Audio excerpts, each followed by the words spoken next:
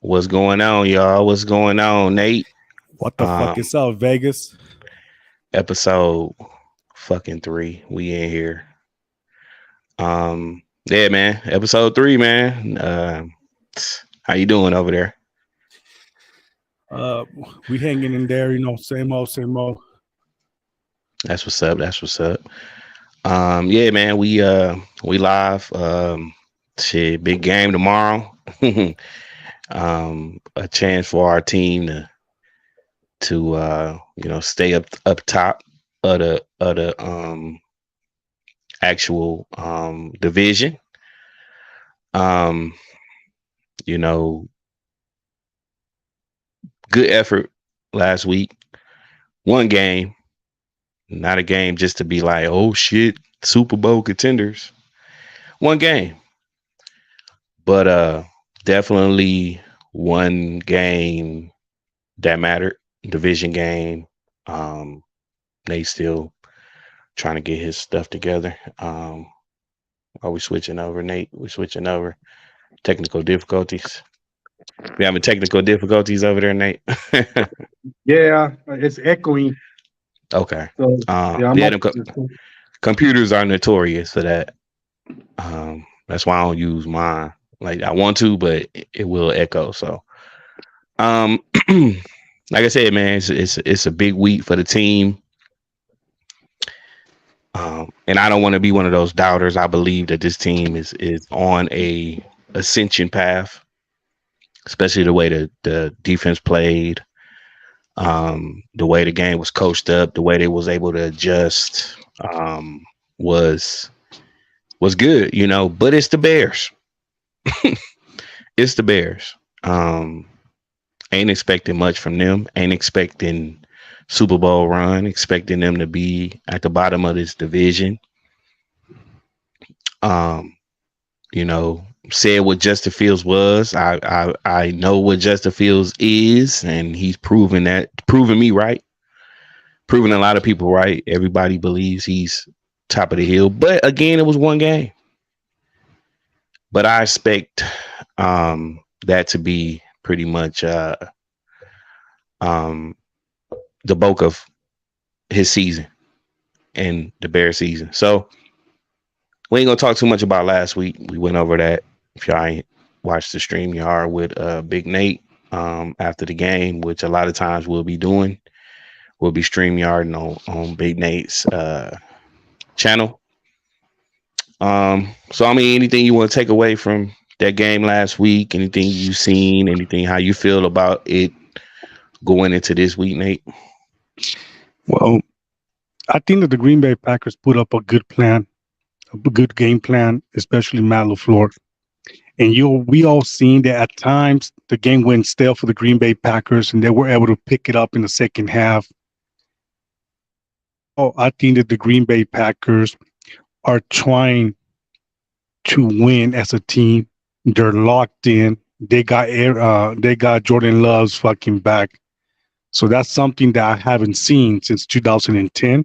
But other than that, coming into this game tomorrow versus the Falcons, I expect the Green Bay Packers to pretty much be disruptive, especially the defense, take care of business, and go out there and get a W.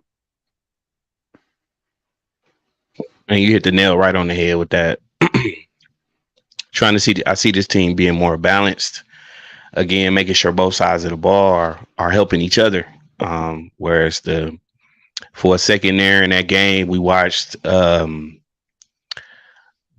defense becoming put on the field a lot more, and we even said that last year, and everything is just I don't give a fuck who offense it is, what team it is. If a team is allowed to be get their offense on the field like that, they're going to score points, whether they're field goals or their touchdowns. They're going to score points. So you hit the nail on the head with that, Nate. You said it excellently. That I see Matt LaFleur is counting on his defense a lot more to make Jordan's life a lot easier. And the same thing I think with Jordan. I think Jordan is trying to, get in the rhythm. I loved how he spread the ball around. It wasn't just one guy. We called it with Reed. He fucking did his thing. I thought I would see more of um is it Malik Heath, right? Yeah, I thought I would see more of him, but you seen him kind of draw safeties a lot and open up things underneath for Reed. And then you see if Musgrave and fucking Love get on the same page. I don't know, man. Looking like he's looking like he's ascending to be something. But again, like we said, Nate, it's one game. It ain't, it ain't the upper echelon of the league yet. But we gradually going into that. That was one game. I think Atlanta will be a lot tougher, especially in the run game. I don't think the quarterback is better than Justin Fields. I think it's a step down in quarterback play, but I think it'll be a better defense and especially the running game, So let's see. We'll see, man. Early game tomorrow and everything. So, I just want to see if you got anything left about the Bears. If not, we moving on. Other than fuck the Bears. And we Fuck still the own you. Bears. We still We own still y'all. own you. And they got a new owner named Jordan Love, and fuck the Dirty Birds. I think there's gonna be a good game. And yes, like you said, this is gonna be more of a challenge than the Bears were. But I believe that the Green Bay Packers roster, the way it's put, is way better than the Falcons. They got a running back. We got 3 dynamics running backs. So if they I want to see the Falcons try to match the Green Bay Packers fucking energy, which I don't think they will. I think it will be too much for them to bear with. Got you. So if y'all haven't watched the first 2 episodes, it's about time, man. We get into these questions, man. Me and Nate, we try to ask each other questions. Again, could be anything. Don't have to be Packer related. We get into these questions, man. And I think last week Nate went first, so it's my time to shine with the first question. So I know we haven't seen much of it, Nate. I don't know if you actually watch any of the highlights from the Falcon game. I tried to. I seen their defense flying over the field and doing. I don't know anybody by name. I don't know who they got over there. But I wanted to ask you with my first question: how do you feel, or how do you think the Packers offense will match up against the Falcons defense? No, you're right. We haven't seen much. I haven't seen any of the highlights from the Falcons, and I forgot who they even played last week. I don't know if you remember, Vegas. Well, let me kind of rephrase that. Not only how they'll do, but who do you think on our roster will be, have a significant impact on that game against the Falcons? Let me, because I kind of had a longer question, but I ain't want to have no long ass question. But who do you think on our roster, far as offensive wise, will have like a significant impact on this game against the Falcons? Well, as you already know, I dropped the video earlier today, and we got 4 players coming in with question marks: David Bakhtiari, Quay Walker, Aaron Jones, and of course, big names pick, Christian Watson. Are they going to be playing? I believe that Jordan Love, he's out for the game. Christian Watson is a game time decision, which I feel that he might suit up for his first game of the season. And I believe that the other 2 will suit up as well. I think that if Christian Watson does play tomorrow, that he will have an impact, kind of an impact because of his injury. I don't think that they're going to try to abuse the way they use him tomorrow. But I'm going to go with Musgrave. I think this brother can fucking unleash his potential and start fucking tearing shit up. So I believe that Musgrave might have his 2 fucking touchdowns of his fucking career tomorrow. Don't get me wrong. I think that all players, Reed, Romeo Dubs, and everybody else in the offense, they do great, and we've seen what they did last Sunday. But I want to see more Musgrave. I'm excited about these tight end, and we all know old Packer fans know that the Green Bay Packers haven't had a solid tight end since Jermichael Finley. So I'm excited to see what Musgrave can do with these offense and how he can be an impact versus the Falcons defense. Got you. And like I said, it's hard for me to answer this question because again, I like glanced at um the shit the Falcons did last week. I know they came out with a victory and everything, and I know I seen like the strength of their team was pretty much on the ground, you know. So I mean, as far as any defense we play this year, I think it's key for us to establish the run.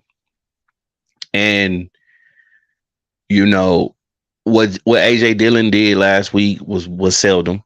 I mean, Aaron Jones had to pretty much take the brunt of the abuse last week, and was the factor and reason we were able to win. And it's gonna take that. It's gonna take for us to establish the running game to get things underneath, because we need to draw safeties up. We need to have them off kilter. Like we can't become stagnant. We can't become predictable. So I'm challenging AJ Dillon this week to step up and get. I mean, he got positive runs. Won the shit last week for a loss. But that's on LaFleur too. Stay with the fucking running game, bro. Don't negate it, because in that first half you was fucking negating the run. It was everything was in Jordan's lap, and we only came out with 10 points. So it's you know, challenging the running game to stay consistent, you know, and make Matt stay with it. Because that ain't gonna do nothing but open shit up. That's how Musgrave was able to get that open, because the linebackers' eyes were in the backfield, you know. And I don't think every game is gonna be where we have guys wide open like that, but I think we have quality receivers that route run and know how to get to spots. And like you said, I mean, to see Watson be questionable. I don't know what the fuck is going on with him in these soft tissue injuries. I don't know if he's not working out the way he needs to, or changing up his nutrition, or what, or possibly, you know, take his foot off the gas a little bit in practice. Maybe he's tweaking shit because he's just. But I mean, I can't say that. I don't know. I can't put words, and I can't assume anything. But these soft tissue injuries plague you. They plague you through the season. There is something that can re-aggravate fast. And you see a lot of those in the league in the beginning of the year, because the guy's been on the sideline. I mean, he played all preseason. I think he played all 3 games. If I'm not mistaken, I don't think he played the first one. I don't know. But I'm not putting words in his mouth. I'm not assuming things with Christian Watson. I want him to get healthy. I want him to battle back from the injury and you know, become that weapon we need, Jordan needs, and the team needs. So I have all confidence that the offense can go out there and keep it rolling, and it's gonna depend on Love, and just stay in balance, man. Stay in balance. Run, pass, you know, keep them off, you know, centered, man. Keep them off kilter. You got to have them not fucking knowing what's just drawn up, filling the box up when we gonna run, or playing man to man when they know we gonna pass. Like, you got to keep these guys guessing what the fuck you gonna do. So it's going to take the running game for me to keep this ball rolling and keep us in the win column, man. So pass it over to you, Nate. No, I feel you on that, and you explained that though, any better. You can explain that any better. But I want to add out something real quick. The Green Bay Packers have, well, when healthy with Aaron Jones, three dynamic running backs now. We got Jones, we got Dillon, we got fucking Emmanuel Wilson, undrafted running back, and we all seen what he was able to do in preseason. Matt LaFleur has to utilize these two running backs tomorrow. You cannot, like you said, you cannot abandon the fucking run. You can pound the fucking ball, and you continue to pound it. Eventually you're gonna break through. You know, it only takes the defense so much until you break through. So do not abandon the fucking play, the running game. So my question for you, Vegas, after week 1, are you confident that the Packers are locked in as a team? I think they. I think this is the most locked in 53 players as I've seen in a while. I mean, and not just because it's a change of quarterback, and I feel like this quarterback has more, like he believes in who he has around him more than other team other years. Not pouted. I think that shit is gone. I think even though you seen Reed drop a pass, and then he still came back to him. So I feel like this team is actually a team now. It's not about what I can accomplish and everything like that. I feel like this guy believes in who he has around him, which is a lot of talent. And that's how you make your players, your teammates better, because no one's perfect. As much as as many accolades that players receive, the players who succeed are the guys who are willing to bring in other guys to help them win and help them achieve their goal, which is winning, and like I said, I feel like this is a team now. I feel like the defense is locked in. Like they're fucking locked in. They're all rowdy. They're all ready to prove. I think when you have a team that's ready to prove things, it's dangerous. It's dangerous. You go under the radar, of course, because you're young. You haven't experienced this shit before. You haven't been in the limelight like Jordan and other players are now. And, I want to take my hat off to Jordan. He's embracing the doubt. He it's hard. I couldn't imagine what he went through. Going through what he went through, because it wasn't. Now I ain't gonna say the former quarterback. Hats off to him. People need to get this shit out of my head that I hate this guy, that I dislike this guy, that I try to downplay this guy. He was great, but I think that a guy like that, when they talk to another player or when he was actually coaching Jordan up and teaching him things, it is showing him things that, hey, you can do, bruh. You just got to put in the work. Our former quarterback put in the work to be great. And the new quarterback, Jordan, soaked it up. It looks like he soaked it up. He didn't negate what he was taught. And you see it. You see it in the way he drops back. You see it in his delivery. You see it in everything. I mean, the great thing was like when the game was over and shit, and Gary was like, he was right there. He was like, man, show him, don't play with him. Don't play with him. So I just feel like this team is locked in, bro. I think, and I hate that. I hate that it took for us to have to move on for someone.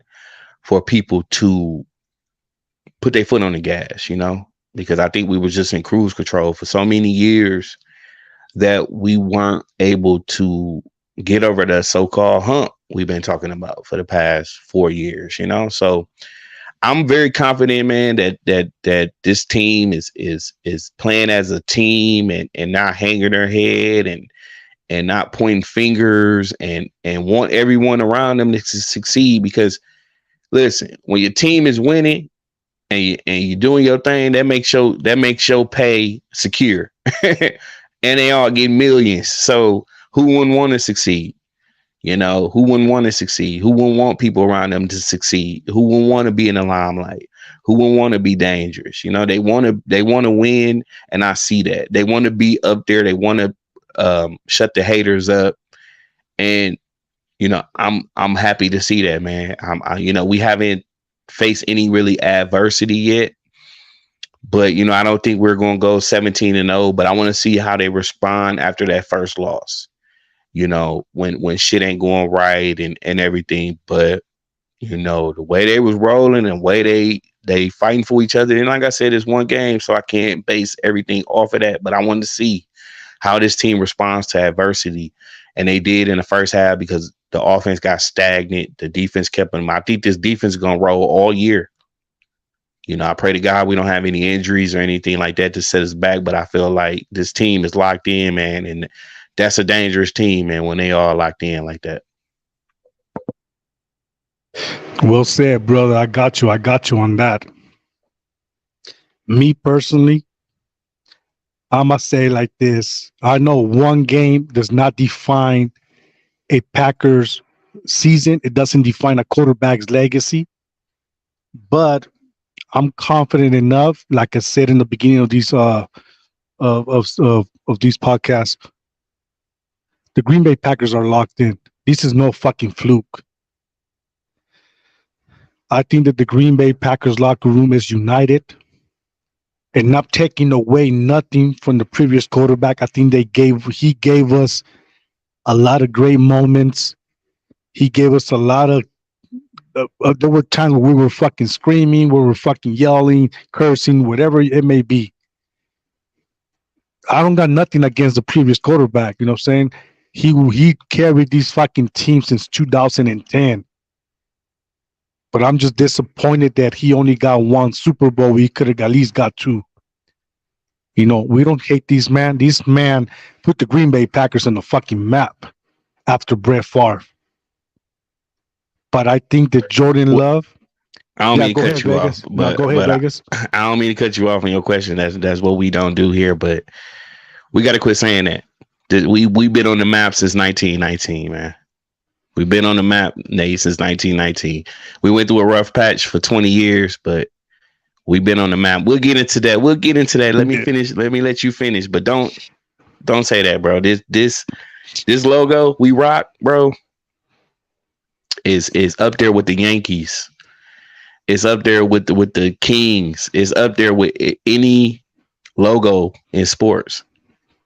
So I don't mean to cut you off, bro. That ain't me. I don't do that. But look, we got to get out of that, bro. We got to get out of that. I understand where you're coming from, but I mean, I'm not meaning like that because I know the Green Bay Packers is one of the first NFL teams to be out there since 1919.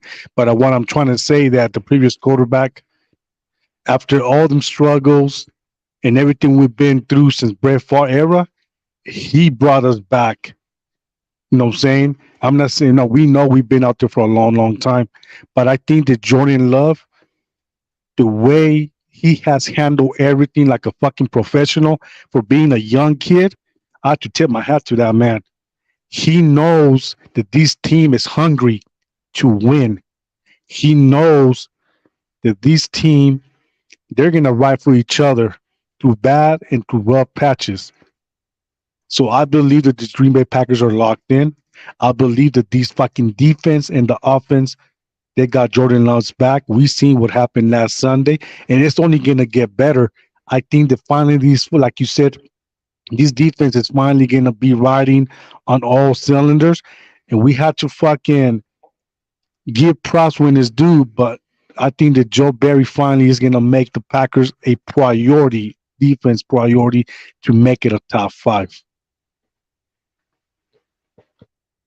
Yeah, you're right, man. And I get what you're saying because we could have easily, after Brett Favre went to the back to the dark ages, So I get what you're saying, man. But I mean, like I said, even through the rough times and the tough times, people were still fans. People still cheer. People still. You can go back and watch some of those old games and see the stand still filled. Moments where um, it was good moments. Even in the 80s, it was we didn't we in the way we could have. We had a Hall of Famer in Lofton, and we didn't utilize him as much as we did. And that's crazy, man. That's how quick an organization can go upside down. How things can change in a split second, man. I mean, even with the situation with Aaron, man, him tearing his Achilles like that, and to me, it ain't nothing for me to be like, oh, well, that's what you get. I'm not petty like that, bro. I don't wish nobody to be hurt or to deflate a franchise and prayers to him, and his recovery. And I just want him to worry about that, bro. Don't even worry about coming back. Just worry about getting healthy and being in this league, because this league needs players like that. You know what I'm saying? We don't need motherfuckers injured and all that shit. So y'all got to get out of that thinking Packers fans is happy or something. When I seen people like cheering, I was like, that's kind of crazy, because he don't deserve that, man, because it could easily happen to us, knock on wood. It can easily derail or change our plans for our seasons. And seasons are a year long, man. That's a year of your life, bro. Like, that's why we so motherfucking serious about this shit, bro. This shit is motherfucking a year of your life, bro. A year of your life fucking rooting and praying. And yeah, only one team makes it, but it's about one team in their circumstances. I think it's like it hit harder with us when we have a Super Bowl caliber team and we don't make it.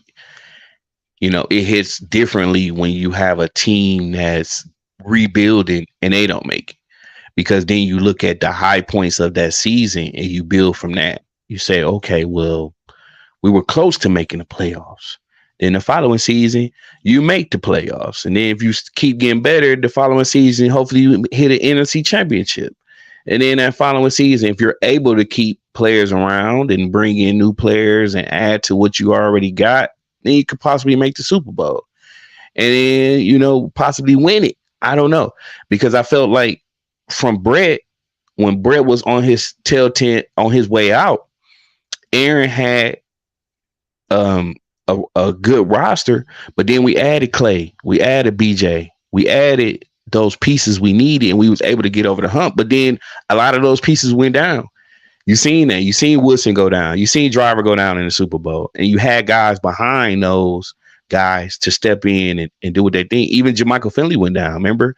Ryan Grant went down. We had to insert Starks. You know what I'm saying? He was on a great. He was fucking doing his thing that season. Even linebacker Nick Barnett, he went down as well. Yeah, Nick Barnett and all. Like we had guys. That's when we figured out Corliss was good. We figured out Corliss was good. We had guys. And that's the perfect thing about this roster. We got a bunch of guys that's vets. And guys that's been doing, like our guys that's been doing it for 2 to 3 years are good, bro. Like, like hats off to Savage last week. He stepped in and made some good plays, tackles for losses and shit. So, guys at certain times, I want them to lock in. Don't get fucking complacent, man. And you're right, man. We finally feel like we got a team back. I felt like in 2019 when we added Z and we added Preston, we added Amos, we was like the D train and all that. Like that shit was hype, bro. You know what I mean? That was like that first time in a long time since we had Clayton was locked in. You know, I'm not gonna say that. Clay and Perry and all them boys we had at that time, they were locked in. You know what I'm saying? Clay wasn't no motherfucking joke. And that kind of revitalized our adding Clay and adding BJ. It was like it adds some spunk to our defense. So I feel like adding Wyatt and adding Razul, you know, Razul beefed up the fucking secondary, and Campbell beefed up the secondary. So I think like adding players like Musgrave, if you add a motherfucking Reed and these guys making plays and doing things on both, you know, when they need to, man, it's fucking big, bro. So let me pass it over to Nate, man. Go on here with that question. Or is it my? Just No, real it's my quick. turn. My turn. It's my It's turn. your My turn. my I just bad. want to say something Go real ahead. quick. Don't Go ahead. forget Charlie Pepper. Remember Charlie Pepper? He also contributed a Pepper. lot for these Green Bay Yep. Packers run in 2010. Yeah. Yeah. Yeah. Go ahead, Vegas. Yeah. But you know, one thing 2010 taught me: rookies can be and make an impact. You know, this is a whole different league now. The first year, second year, third year guys are taking over. They're kind of weeding out the so called dinosaurs. You know what I mean? They weeding them out because you look at this shit now as a young man's league. What is the average fucking quarterback? I don't know how old Mahomes is, who at 27, 28, maybe 26, 27, 28. You know, all these guys from him down um, are younger, man. And now rookies come in and they make impacts. They're coming in, they're bigger, they're faster, they're better. You know, the Packers are one of the tallest teams in the fucking league. I've seen that. I think they're the tallest team in the league. So they're getting bigger, they're getting stronger, they're getting faster, man. So okay, so we're gonna go on my second question. Let's see. What strategies do you believe the Packers should employ to kind of um like what strategies would you use to kind of keep the Falcons, one, off the field and two, from scoring? Damn. Well, I think that the Green Bay Packers, first of all, they should utilize the strategy of running the fucking ball. Pound the fucking ball. Do not abandon the fucking running game. I think that running the game, running the ball is a vital piece of the Green Bay Packers team. You don't matter. It doesn't matter if you can get positive yards at all times, but eventually, like I said, you're gonna break through against these fucking defense. Second, utilize your fucking receivers. Utilize your tight ends. We already seen we got Musgrave and we got Tucker Craft. We got two solid rookies. They're ready to go out there and fucking make the princess be known. So utilize your receivers. We already seen what Reed can do. We seen Romeo Dove's second year. He had a great game last week versus the Bears. On the defensive side, you have to continue to attack the motherfucking line, continue to get to the fucking quarterback, and make sure that you put the players in the right position to create a fucking turnover.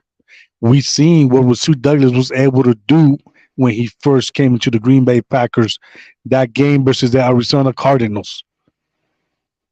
He was in the right time, on the right spot, on the right time, and then we seen he went on a fucking 6 interception streak every fucking single game because the coaches were able to put him on the right spot.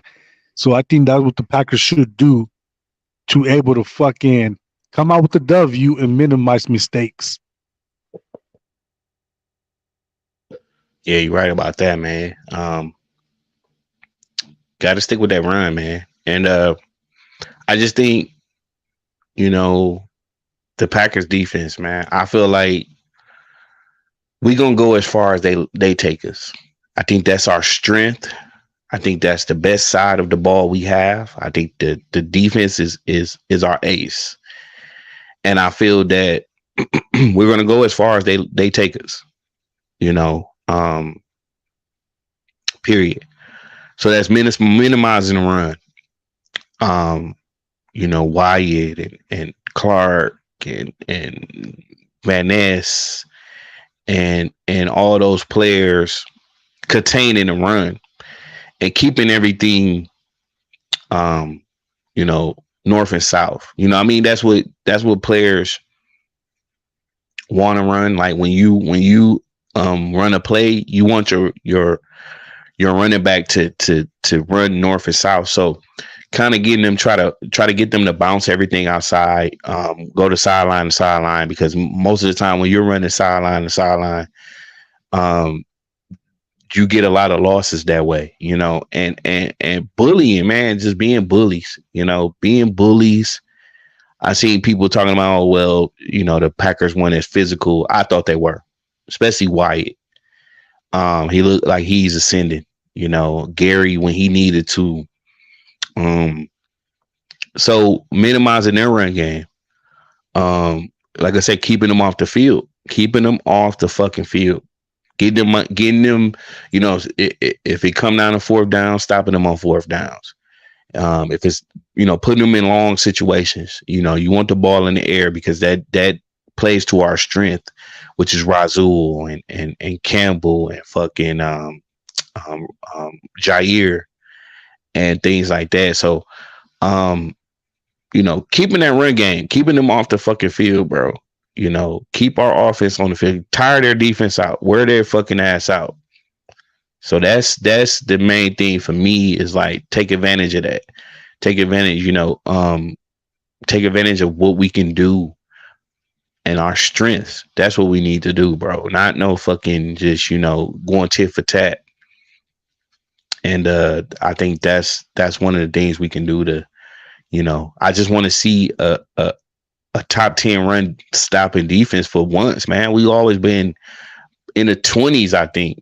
I think last year we were 16th or something like that. Don't quote me on that, but we were like the middle of the pack still, and I want to see us shut people down, man. Shut people down. Keep them, to me, the Bears scored more points than they needed. They should have even scored. I mean, garbage time shit happens, garbage time touchdowns and shit after the fact, because we were up 3 touchdowns for a minute. You know what I mean? So garbage time shit, it is what it is. It happens. But I like that. Give teams a lot of garbage time shit when it don't matter. You know what I'm saying? When it ain't gonna change the outcome. So let me flip it over to you, bro. Go ahead with your last question. We can go to the other segments. Well, real quick, I feel you on that. You right about Wyatt. I think that he's starting to come around. We seen last year he he was nowhere to be found. I think that he's starting to reach his potential little by little, and I think that we might, like I said, these Green Bay Packers, if they can reach their potentials as a defense, they're gonna be hard. I want to see these fucking. Remember the Baltimore Ravens defense? They were fucking hitters. They were not afraid to tackle. They were not afraid to hit. This is the type of fucking defense that I think we might see as the season progresses. Don't quote me on that, but I would love to see this defense be a top solid 5. But in order for that to be able to be a top 5, it starts with Joe Barry. So my last question for you, Vegas: will the Packers find their identity sooner than soon? What's your take? Damn, that's a good question, because finding your identity, I think they have. It, and don't get mad at me for being optimistic. You know what I mean? I feel like they have. I feel like they're trying to get out of a big shadow, because there's been a big shadow cast over this organization for a long time.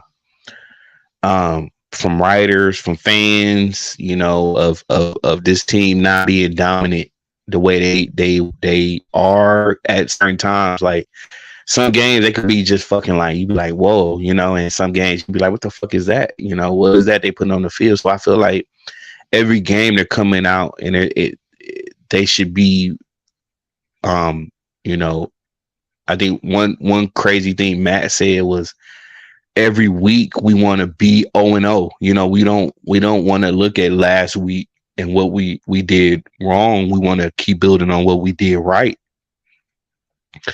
And that's hats off to fucking Matt. I gave Matt fucking slack. I gave a lot of players slack, bro. That's what we do, you know, but it's not holding that shit over somebody's head. We get things wrong, bro. We not fucking perfect, bro. We not. And for a second there, I thought like, man, Matt, him and these play calls and the shit he be trying to do and trying to get cute, but he knows how to adjust when he needs to. And I want to keep him locked in to the way this team is playing for him. They're playing for him. They're keeping him. They're challenging him to reinvent your plays and stay what you been, man. You one of the best play callers in the league, bro. You know, I feel like in certain cases, you know, there was a the end of the first half last week. He let the clock run down like 30 seconds, and I'm like, what the fuck are you doing, Matt? You know, he needs to his time management needs to get a little better. To me, you know, we didn't waste any challenges. You know, I know he likes to challenge shit. I think we didn't have any situations where we needed to, but I feel like this team is locked in, bro.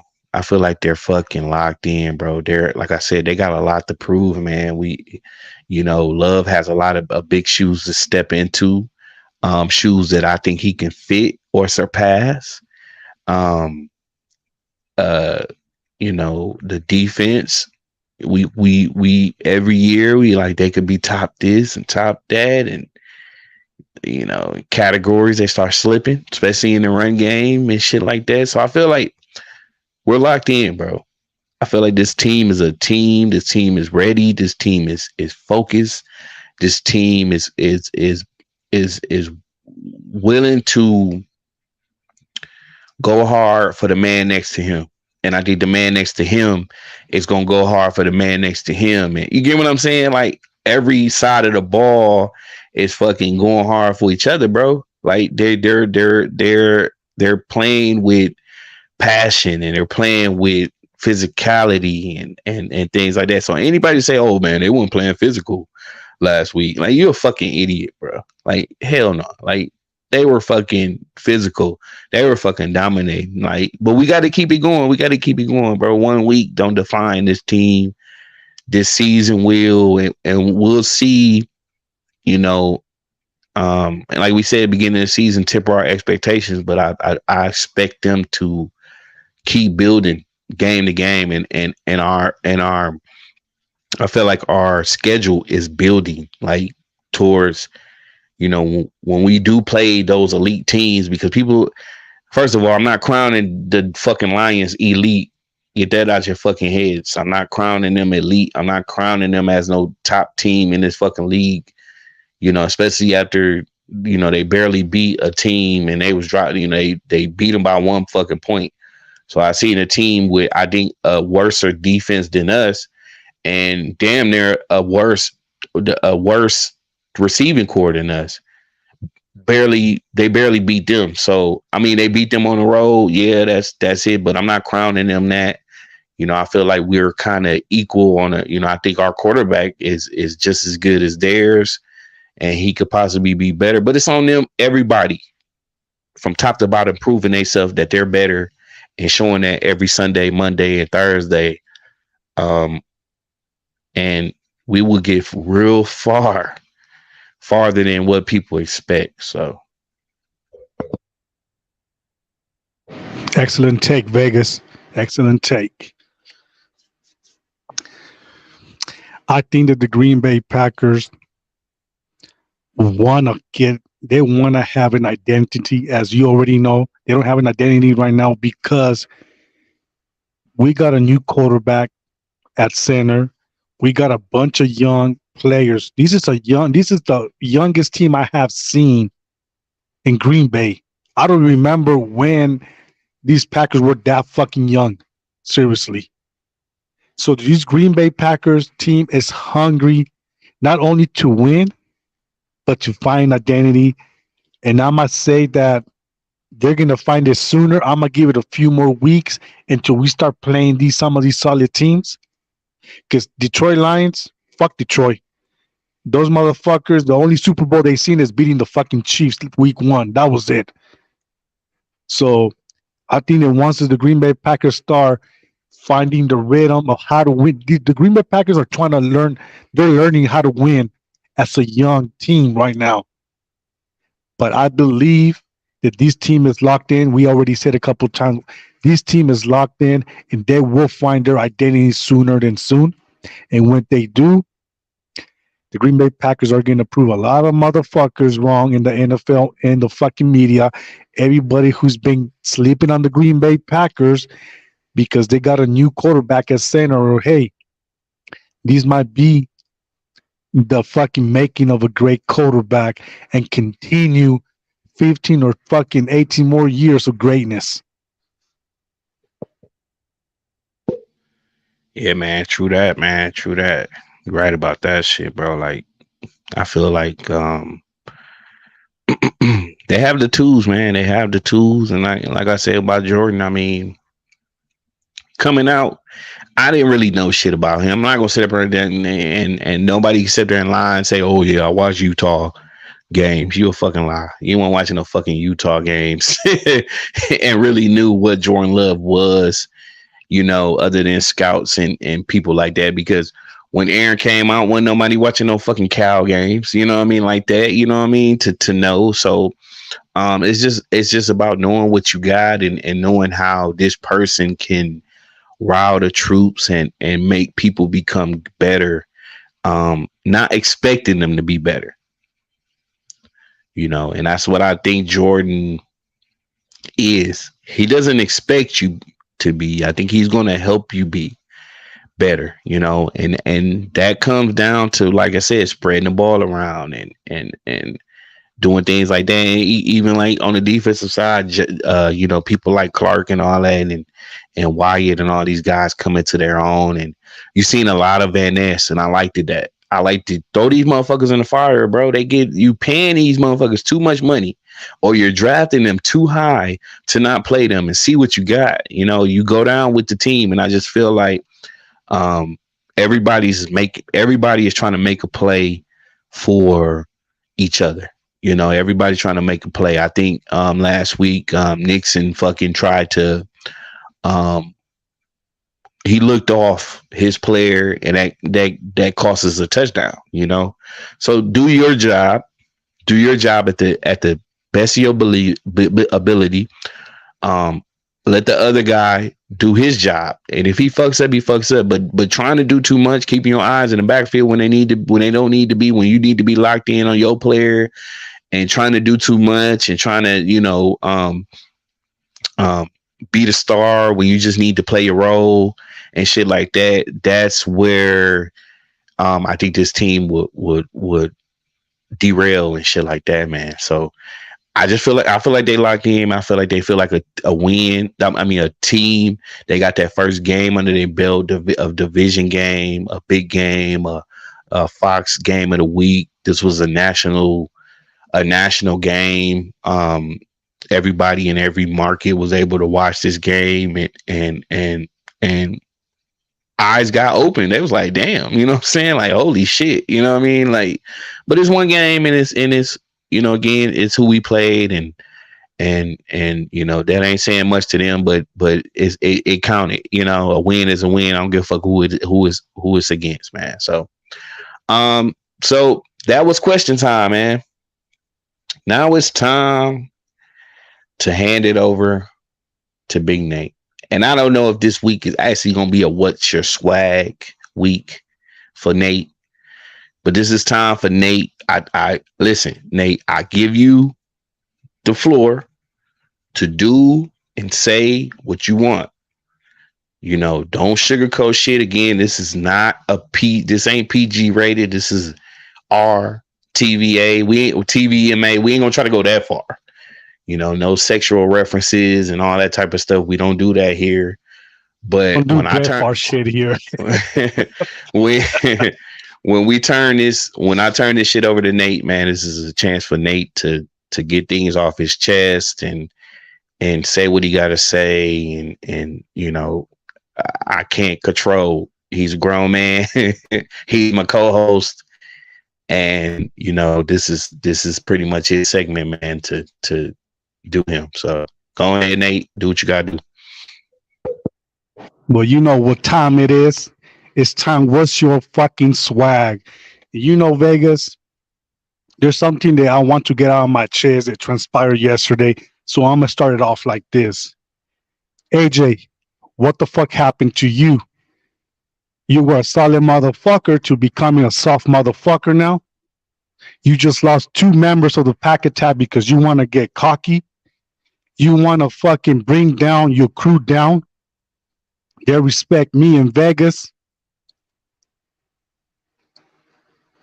It's crazy how you called us, we looked dumb yesterday, but when we fucking stuck our neck for you and we spoke for you, we make sure that we spoke for on your behalf, we were dumb yet, right?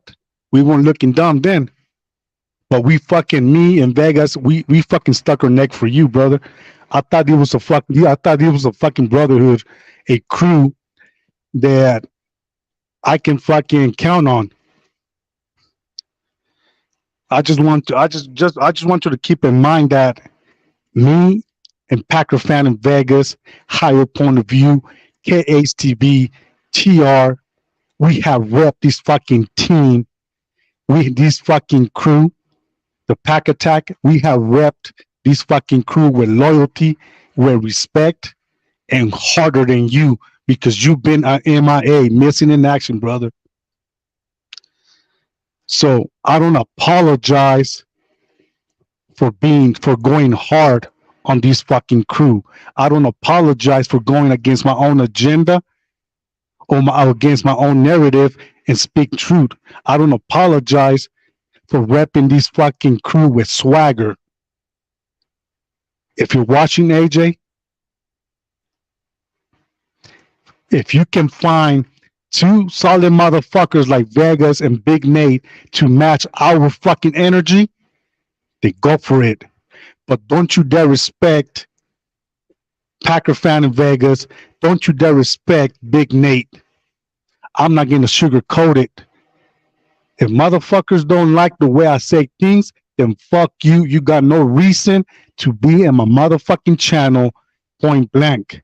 I didn't want to leave the Pack Attack, neither did Packer fan in Vegas. I just feel that I left my brothers down, KHTB, higher point of view, TR, Packer fan in Vegas. But I think it was the right thing to do. Why? Because I'm not going to have a motherfucker that created this group trying to fucking bring us down or degrade us because he doesn't like the fact that we're fucking talking truth and we're not going to fucking sugarcoat it. So guess what, AJ? The ball is on your court. The media, all the fucking media want to talk, fucking sleep on the Green Bay Packers. The Green Bay Packers are not going to win another game. The Green Bay Packers are not going to do good with fucking Jordan Love. Well, guess what, media? All of a sudden, the fucking tables have changed, and now we got a lot of motherfuckers fucking hop on the wagon. Don't back us up now. Keep us the way you were saying before the season started. Stay at the Green Bay Packers are not going to win. The Green Bay Packers are not going to do this. Well, guess what? To all you NFL analysts and all the fucking media, the joke is on you. Now that you see that the Green Bay Packers can be a scary team as the season progresses, all of a sudden, we got fans. Well, guess what? Fuck you. And with that being said, there's your fucking dagger. Go ahead, Vegas. I'll pass it on to you. Yeah, man. Just a fucked up situation, bro. Just like, fucking pissed off about the situation. Just to go off what you just said, man, I'm pissed off with the situation, man, because again, it ain't fair to the other members. It ain't fair to TR. It ain't fair to KH. It ain't fair to HPLV. It ain't fair to you. Um, you know, I've I've talked shit to other members sometimes, like, um point example, like with last week with KH and shit, I was kind of poking fun with him and shit because he did pick for us to lose, which again, I went in his podcast. Please tune in to KH's podcast. It should be hidden. And I was poking with him like, hey, you gotta apologize. But I didn't mean that shit like he owed me one. It's like I want to be able to apologize. Like I want to, I didn't feel like Jordan was gonna be it. I didn't know shit about him. So don't fucking try to sit up here and tell me, oh well, there's certain motherfuckers, I ain't gonna say his name, trying to say, oh well, you didn't believe in Jordan. I didn't know shit about no fucking Jordan Love, bro. I'm not gonna sit here and jack. If he become a Hall of Famer, I didn't know shit about you, Jordan. Now I ain't gonna lie, and I'm not gonna sit up here and act like I did. You know what I'm saying? And I'm not gonna blow my load over one game either. But things I said to Cage, I gave him a reason why I felt we were going to win, and it kind of came true. I felt like he and Jordan in the preseason showed me a poise. He showed me like he could control this team and his offense. Didn't make just because KH chose the Bears to beat us didn't make him dumb. And anybody who felt like that, fuck you. He ain't dumb. He ain't stupid. I'm not going to disrespect KH because he goes against what the fuck I think. We don't do that. Especially not on air. Especially not for other people to see. He ain't dumb. The man handled his business. He works. He does what he needs to do. He take care of his fucking family. He does what he needs to do. He's not dumb for going against the Packers, or he's not my enemy because he chose the Bears to win. That is his right. This is fucking America. We're able to say and do what we feel is right, as long as it doesn't hurt people. It doesn't bring people down. You get what I'm saying? He doesn't have to ride with what I say because I said it. I ain't no fucking leader. And for the bullshit AJ has pulled a couple times, rub me the wrong way. Ain't no leaders. We're partners. We're partners in this thing. I want to blow up so I could bring y'all with me. If Nate blows up, I got faith he gonna bring us with him. If KH blew up, I felt like he gonna bring us with him. That's how I felt. I don't feel like, oh, KH say this, he dumb and he did. Like, come on, bro. I'm bigger than that. He's a grown man. I'm not gonna disrespect him like that. Because things you say have consequences too. You understand what I'm saying? Go talk to the motherfuckers in the street like that. See what happens. But, I hate to lead a band of brothers. I like fucking with Nate. That's why he's my co-host. And I felt like he was perfect for me to do this. I couldn't kind of bring in other people because I didn't know how their schedules was. And I know they're doing their own thing too. So I don't want to intrude that. But I'm not fucking Big Nate's boss. I don't tell him what he need to say. We go over how the segment's gonna go and how long and all this and that. But I told Nate, you ain't got no filter fucking with me, bro. I'm not gonna take offense to what you say, and I'm not gonna disrespect you either. You're a grown man. He a grown man. Nate is my elder. Nate older than me. I know I show it more. I got all this gray shit, you know. And that's what was a great thing about when you guys came to me about adding TR and to get to know TR, a family man, knows plenty shit about this team, has seen things I haven't seen, experienced things with this team I haven't. That was a great thing, a great addition. But to and it's so childish, bro. I ain't with that childish shit, bro. Name calling and all that shit, bro. Like, I ain't with that. I'm against all that. Don't disrespect men, bro. We grown men, bro. I got fucking a daughter damn near your age, bro. Don't disrespect me, bro. And I stay on a tight leash so I don't stay responsible. I'm a responsible motherfucker, bro. I get up and go to work every day. I pay my bills. I do this, and like I told Nate yesterday, you know what? I had to delete that shit, bro. Because I had to really think about it and say, is this what I want to do? Is this what I want to do?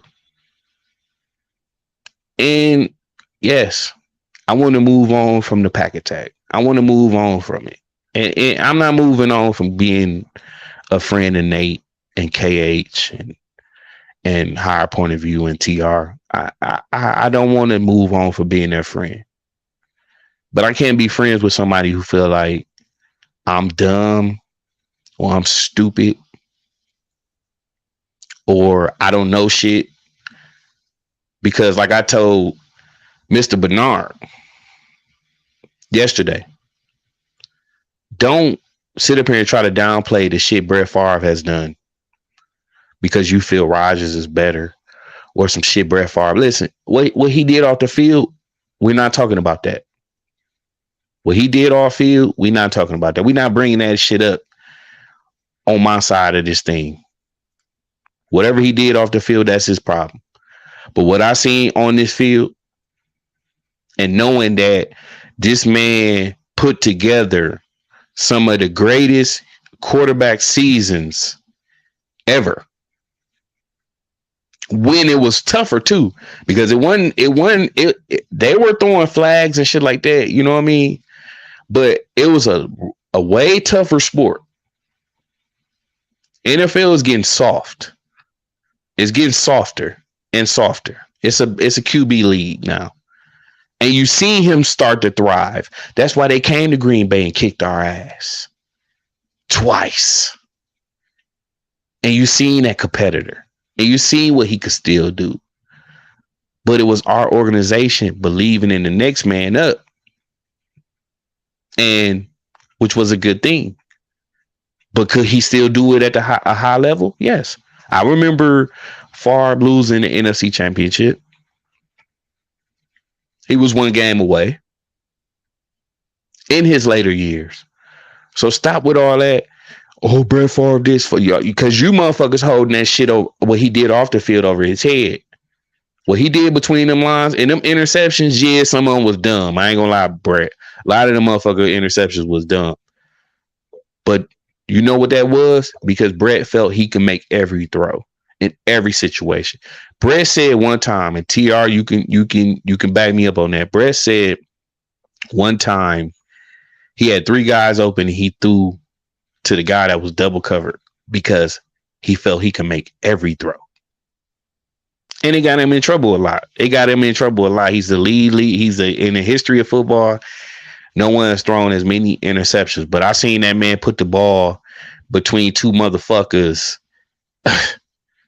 like it was nothing. So let's not downplay somebody else to make somebody else look bigger or better. They're both great. Favre did it at one point in time better than maybe anyone has ever did it, especially when we lost the Super Bowl. Rodgers has done it at one point in time better than anybody else could ever do it. Better decision maker. You could compare him that way, but don't downplay one man to make one man look better. And don't downplay me And what I say to make your little narrative better. I just, like I said, bro, you took it too far. You took it too far.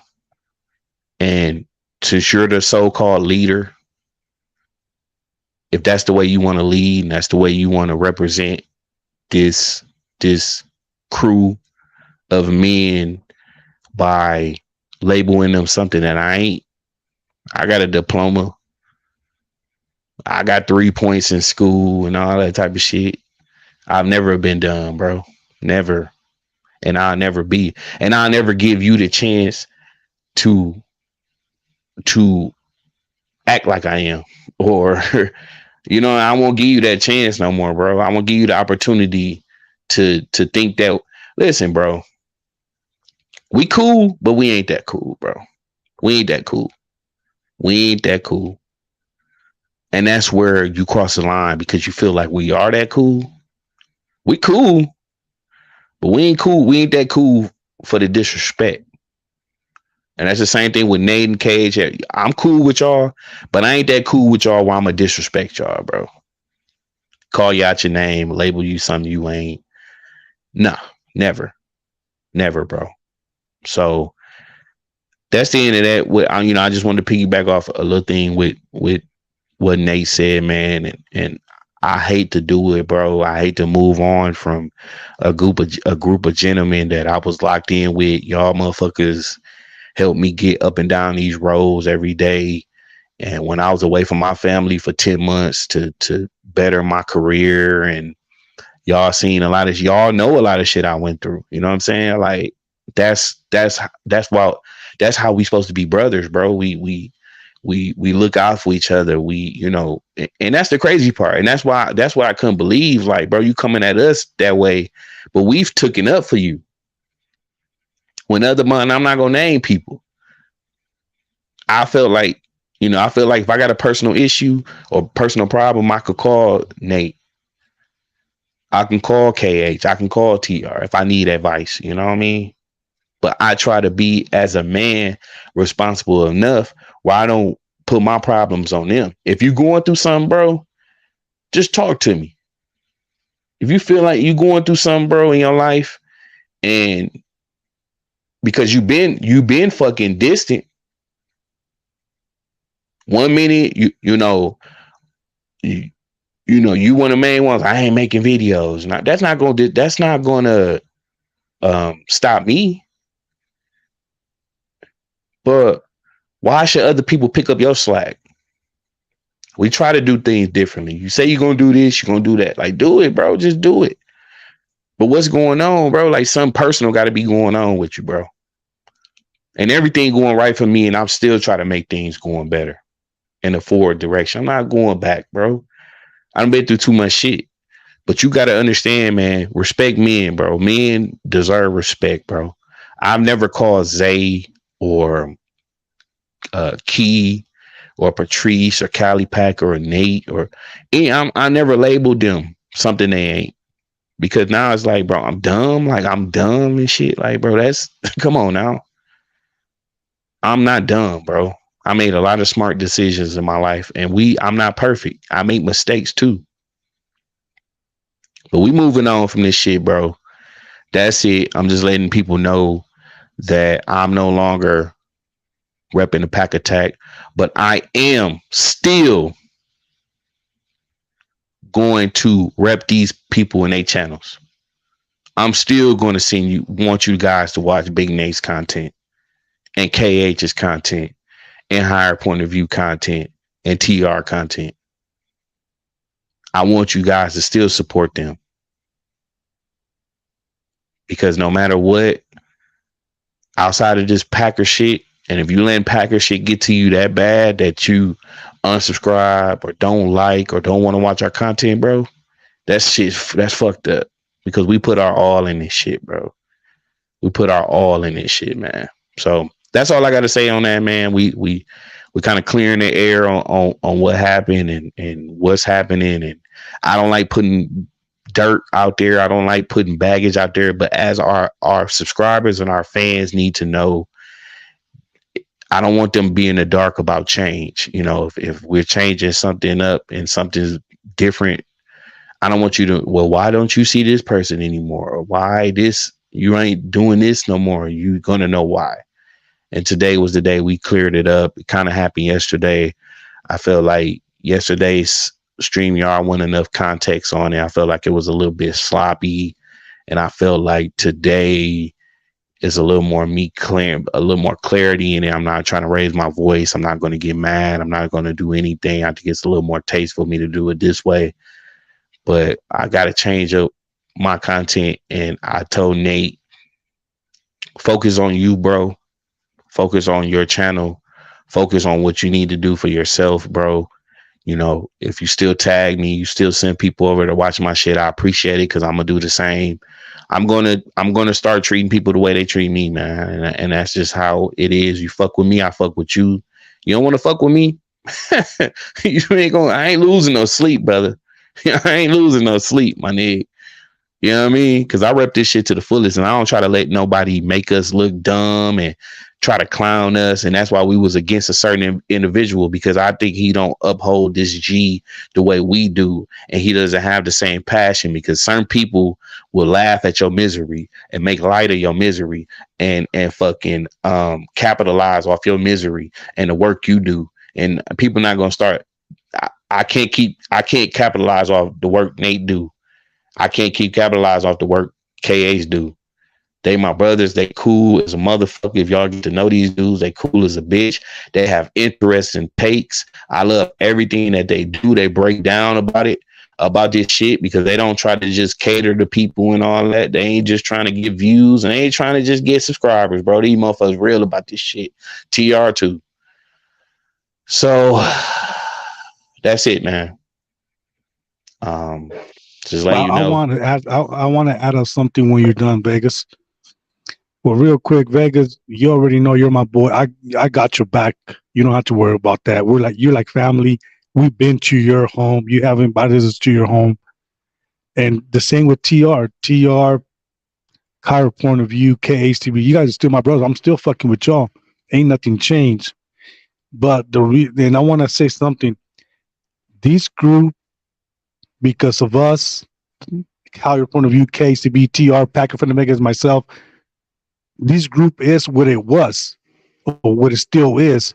But like I said, I'm walking away too, because I feel that I'm not gonna get the respect. I'm a fucking OG. Vegas know where I've been through, where the places I've been at. So, motherfucker, if you want to talk to me, come to me with respect. Simple as that. And I respect you for not making light of a lot of shit you've been through, bro. You motherfuckers really don't know this man's background.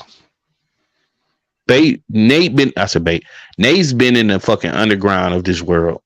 The shit y'all read about on the news, this man that's went through. But it ain't you don't get no trophy for shit we done. I've done a lot of shit too. I've been in the streets. You know what I mean? And I've seen people around me die. I've seen people around me be incarcerated. I've seen people around me get the negative side of that life.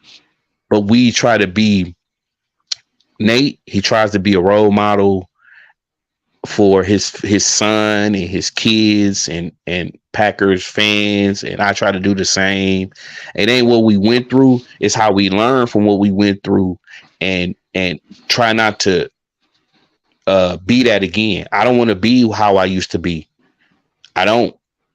That person was a person that just, you know, I was no good, bro. I was no good. I just didn't give a fuck about nothing, you know what I mean, but myself. So I feel like I said, it's a band of brothers, man, and I feel like I had brothers and peoples in arms and people who would take up for this team, and that's what all it is. Outside of that, man, anything we do in our personal lives, that's personal. That's outside. That was outside Pack Attack business. You know what I'm saying? Yep. But I just felt like,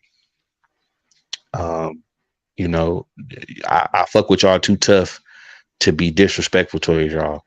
You know, exactly.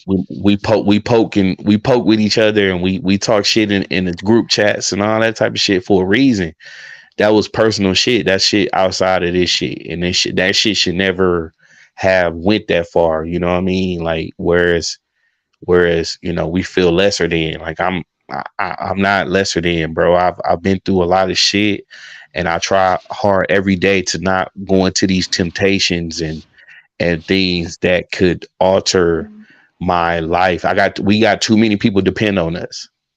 Yeah. Too many people, and one wrong move or feeding into this shit out here in these streets and shit could ruin it. And that's why I try to protect my kids from and tell them that this world is evil. This world is something that I don't want to force you to have to experience and go through. A lot of shit me and the wife went through, and I know a lot of shit, man. Like, I'm not dumb to life, bruh. Like, I'm not dumb to life. I don't know every Packer stat and every touchdown and every this, but I do my research. And when I say something on here, I do my research.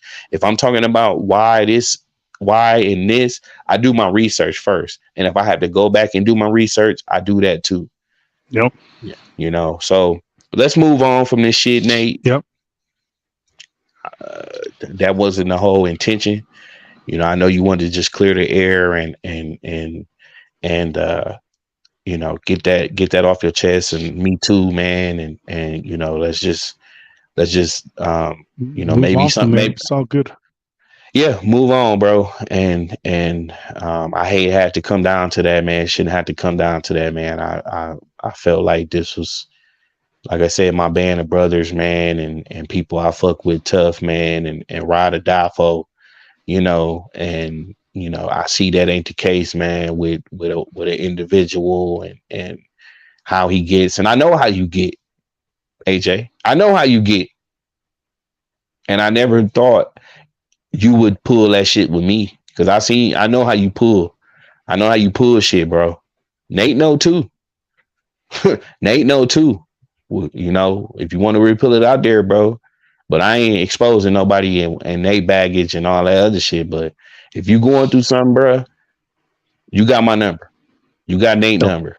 Talk to us like men, bro. Don't do that don't do that bullshit you pulled yesterday, bro. Because I don't fuck around like that. You more than welcome to talk and maybe things change, and maybe maybe things could change. But as a man, you're a grown fucking man, bro. Well, AJ, he got my number too. AJ got my number, and AJ knows we used to talk at the daily basis. He knows I always gave them, encourage him, and I give him, hey, you need some advice? Been there, done it. Trust me, I've been through life, Vegas, and I know you, Vegas. If you guys don't know Vegas, he's been through life too. Me and him, we grew up in the motherfucking streets. You know how did that? You know that saying, we from the streets, bitch. So trust me. And I want to give a shout out to Cali Packer. What up, Jay? He's in the comments. Vegas, I've been wanting to give him my phone number for a long, long time, but he doesn't want to put it right there. So Cali Packer, if you're watching, I'm going to give you my number right here on there. I just don't give a fuck. So this is what it is. 775-741-3775. Text me, brother. I know we've been trying to swap numbers and talk Packers football, but if you want to come in with me in Vegas, go for it, G. You're more than welcome. Go ahead, Vegas. Yeah, I tell y'all all the time, man. Y'all willing to come in here. AJ, you willing to come in here, bro? This shit is not. Listen, bro. I don't run from altercations or none of that shit. You want to come in here and talk about it? You already did what you did on air. You might as well come on and talk about it on air. Clear it up for the whole. For everybody. Let me know where I'm wrong. Yeah, it is because I say something that you don't agree with, bro. I'm now, I'm lesser than, like, come on, bro. We all say shit. Like I said, KH picked the Bears to win last week. Did that make me go at his neck and be disrespectful towards him? No. He gave me a reason why. He gave us a reason why, Nate, didn't he?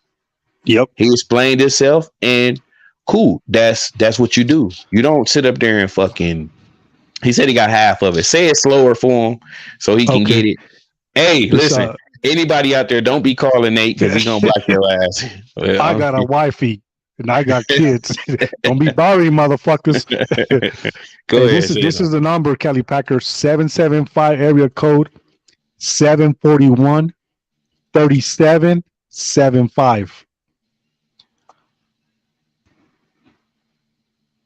But yeah, man, even last year when I threw the tail in, Yeah. was I done by doing that? No, I think that I throw in the tail because the way the Green Bay Packers were playing, and I think it was right at the time.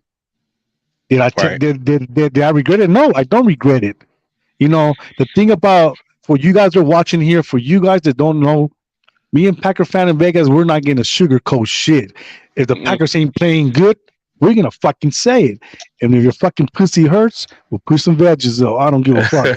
But that's just the way the ball rolls. yeah, because we were saying, man, we should tank and all that. We were saying a lot of shit, and not one time did KH or anybody else who told us to believe and listen, man, y'all keep believing, and why should we do that and all that. They ain't disrespect us.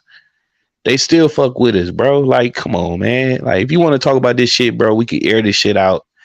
You welcome to come on the next week's podcast, man. And just, if you want to apologize, man, it don't make you no less of a motherfucking man. It don't. It don't, bro. We all make And I mistakes in life. right, right. And at And some point we had to apologize. right. And like I said, I picked with KH, and I still went on his podcast, and I'm still gonna support him. I still watch his videos and shit. Like, come on, bro. Like, we bigger than that. We men, bro. We it's about respect. I ain't gonna take it that far. I might poke with you about a game or poke with me, but don't fucking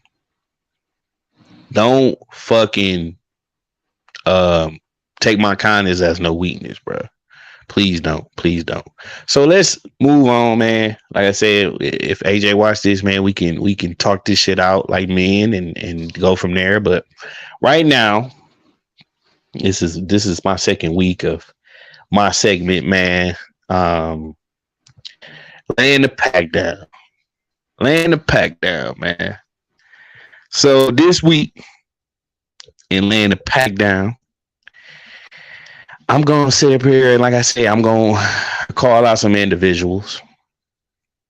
Um, and that first individual with me is gonna be Matt LaFleur. Okay, Matt LaFleur, you came out with a victory last week. You undefeated against the Bears, which was some crazy I see. I'm like, this motherfucker ain't never lost to the Bears, and keep that streak up. That's a great streak. I wish you can change that fortune around against the Vikings and the fucking Lions. Especially the Lions. They seem to be heavy on number. But I'm challenging him, man, to stick with stuff and don't get so cute, bro. All the women call you handsome and all that type of shit. You be out there, you be dressed nice, and you have your pants creased and your hair gel on fleek, your eyebrows clean, and you know what I mean. You're doing I ain't checking you out, no homo on all this shit. But I'm saying you don't look like one of them typical motherfucking. You look like you a fashion model ass motherfucking coach, but you a hard coach, bro, and you do a lot of things great, and I want you to start sticking with what you do great, bro. Stop. You get on the road. That first drive last week was fucking perfect. You call perfect plays, and then you get stagnant, and then you I got you, Callie. And then you fucking like get away from what you do right. But then you adjust it. You adjust it perfectly, And like I said, I want you to get better with your time management. Don't waste time, bro. You had chances to take maybe two. Was it third down though? I think it was third down, and we let it run down, and then we just kicked the field goal because I think Jordan scrambled and got some extra yards, and that rookie kicker, man, hit that 50-yarder.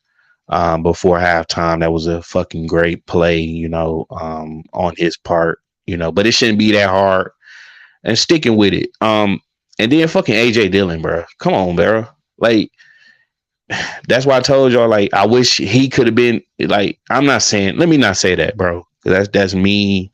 That's harsh. And we can't say that for one game, you know, but I'm challenging him, bro, like to help Jones, bro. Help Jones. Jones can't, you know, he's trying to split the carries. He's giving you opportunities. So run them bitches over like you've been doing, bro. We need that power run game like like we got you for, because I think you're in there to fucking you know bully and run motherfuckers over, and then Aaron Jones is that finesse motherfucker because he was getting fucking. I'm like, why are we going away from the run? Why are we going away from the run? And then the offense just fucking got stagnant. That's going to be the way we fucking, unless they totally stop it. But even if they totally stop it, you still got to go to it. Just don't go away from it because you're not getting as many we got everything. Everything was fucking positive. You know, so he has to bully, you know, and he was getting positive yards. So I'm not going to sit here and say like, oh, AJ, you got it. Every run got to be 10 yards.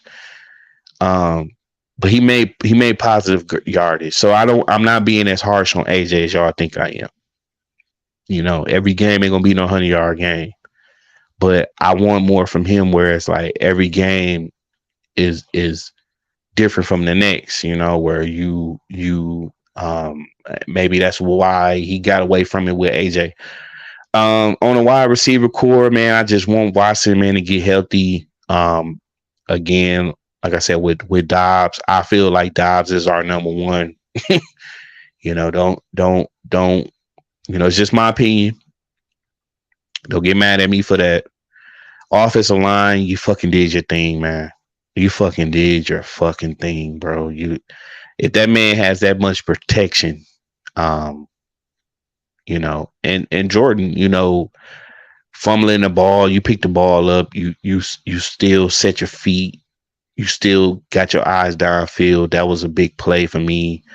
Your maturity is off the level, off the charts with me. Is you really embrace your role and you take being a starter of this organization seriously. Defense, Nixon, man, just keep your eyes from down, you know, don't watch what they're doing behind the line of scrimmage, man. Stay on your assignment. Take your assignment seriously, even if it ain't the number one receiver. Packers a lot of years have been getting beat by the second and third receiver because they take it for granted. I don't know why, and I feel like it's just players don't try to do more than what you're asked. Do your job. Do it at the best of your fucking ability. You know, do it at the fucking best of your ability, and everything should be straight because I feel like the man next to you is good and he's going to do what he needs to do and everything. And, you know, Quay, big time fucking interception, bro. I know you're great, bro. You just show it. You're great. You like leading tackler all rookies last year. You were like one of the top tacklers in the league at a rookie. You know what I mean? Yeah, Brady, definitely, man. Musgrave, you and Jordan got to get on the same page, bro.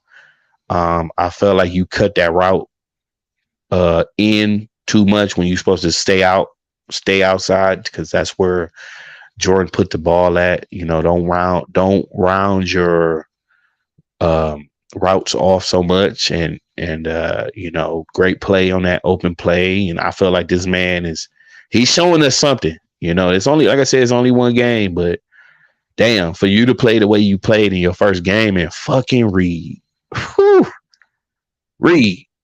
man, bro, you got it, bro. You got it, man. I hope you okay. I know you fucking Torrey showed up.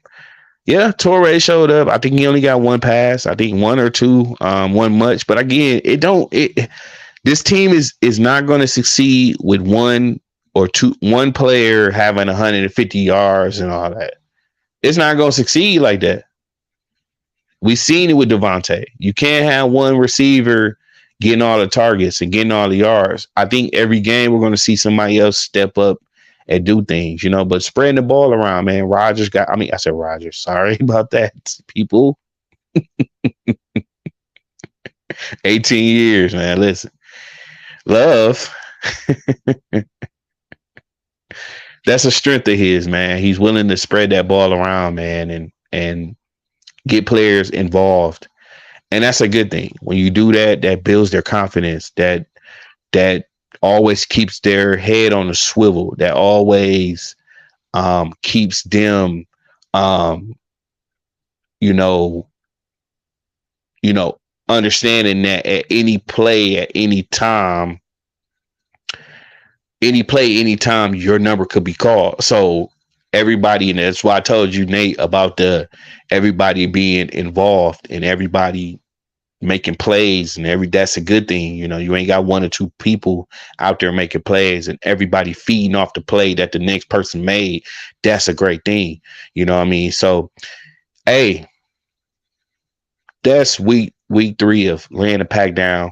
I don't know if Nate had anything he wanted to say off anything I say. He could lay a bit of the pack down too with me, because I think I'm gonna start next week. I'm gonna start including you in this. I want you to lay the pack down too next week, but I want you to start this week. I want you to lay the pack down, man. Let me know some things you wanna say right now, please. Well, real quick, that was Packer fan in Vegas laying down the pack down. He couldn't say any better than that. And you know what? To be honest, it starts with the front office and it starts with the coaches, and it keeps going down. I think, like we said, and like Vegas said, it's not only one player. The success of this team is not based on one player. It's based as a whole team together to make plays. It doesn't take one player to define. One player does not going to define the season. It takes all 53 players in that locker room to stay together, to stay locked in through bad or good. We don't need fucking Antonio Brown drama in that fucking locker room, because as soon as that drama begins, that's when the fucking team starts fucking losing games. They start losing trust from each other. That's the last thing you want to do, is lose the trust of your coach. That's something that you don't want to do. And yeah, I said it before, and like Vega said, fucking Matt LaFleur, you don't get paid the big bucks to look pretty in the sidelines. Yeah, you might be you be trying to bring that look and bring all that swaggy clothes, but your number one job is to stay focused and to make sure you put a better game plan each week, so that you can fucking go out there and execute the right way and make the job easier for fucking Jordan Love as well. Yeah, definitely, man. That's gonna be the beauty, man, of this fucking offense, man. Is fucking them, feeding off each other, man. And like Brandy said, man, I think this. I don't think one game is going to be like they're coming out. I think it's going to be gradual. And once I think they realize what they're asked to do. And that's hats off to the coach believing in these rookies. And I'm gonna say it here, and this is a hot take. I think the Packers have the best rookie class players. If you take all of them and you line them up, I think the Packers, just because of Musgrave and Reed and what they showed week 1, and to go into hostile territory against a division rival and understand the assignment, which is us whooping their ass and how we've been whooping their ass. I think for them to step up and did what they did and become the biggest assets we had is it, man. I got a visitor. Hey, it's all good. I got a visitor. Hey, what's up, Luna? What's up? Say hey. Say hey, Nate. Hey, you know, Vegas, you're right. The way Jordan Love came out for being his second game in the NFL and to have 123 rating QBR, dude, that shows that Jordan Love is ready for the NFL. That shows that he learned everything from his successor, and he's gonna try to carry that on for the rest of his career. And hopefully, we got a great quarterback in the makings for the next 10, 15 years for the Green Bay Packers. Yeah, and that's it. And that's the crazy part, bro. Is like just like I say, his poise was second to none, man. And I just feel like he's not a rookie. Like I said, he's not a rookie. Um, he's been in the league for she waving at you, Nate. Say hey, Nate. Hi, Luna. Hey, this is the future Packer cheerleader here. Hey, that's what's up. She gonna be my cheerleader. She like being under mama all the time. So, but go on, mama. Are you chilling? Go on, mama. Okay, I'm sorry, y'all. It's all good. Yeah, but that's to me was the thing that I said. I was like, damn, he looks so poised. He looks so like ready, and I don't think he would have been this way last year. I don't think he would have been this way the year before last, or when he came out.